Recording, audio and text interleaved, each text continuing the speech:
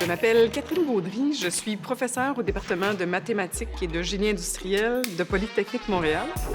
Je suis titulaire de la chaire de recherche du Canada en gestion et en économie de l'innovation et je dirige aussi le partenariat pour l'organisation de l'innovation et des nouvelles technologies, qu'on appelle aussi 4.0.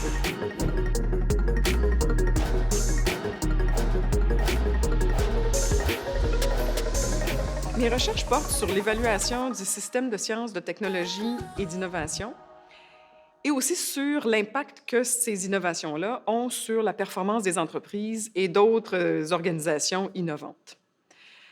J'étudie donc le système dans son entièreté, à toutes les étapes du processus d'innovation, donc de l'idée à sa commercialisation, tout en prenant en considération les mécanismes d'appui à l'innovation.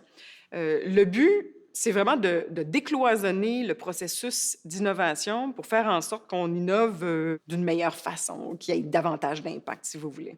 À peine 20 à 30 des innovations proviennent d'avancées technologiques où on sait vraiment ce qu'on cherche et on trouve. Il y en a d'autres qui viennent, dans le fond, de choses qu'on trouve par hasard. Mais la grande majorité des innovations viennent de nouvelles combinaisons de connaissances qu'on avait déjà, qui sont souvent des connaissances multidisciplinaires. Donc, dans ce dernier cas, la multidisciplinarité, c'est vraiment la clé du succès. Pour faire émerger ce type d'innovation, il faut favoriser les rencontres fortuites entre les disciplines. Un des obstacles, évidemment, c'est la confiance qu'on doit bâtir en apprenant à travailler ensemble.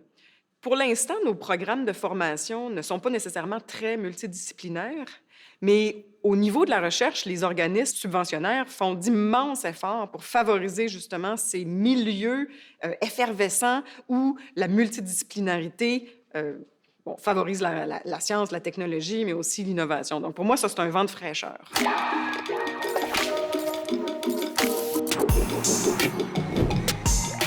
Et quand on étudie l'innovation, on a besoin de la géographie pour comprendre comment la proximité géographique favorise le développement de la science, de l'innovation.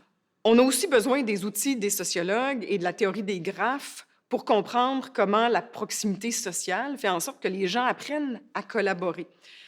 On n'y arriverait pas non plus si on ne prenait pas en considération la bibliométrie pour être capable de tisser des liens entre les différentes disciplines, donc de mesurer la proximité cognitive.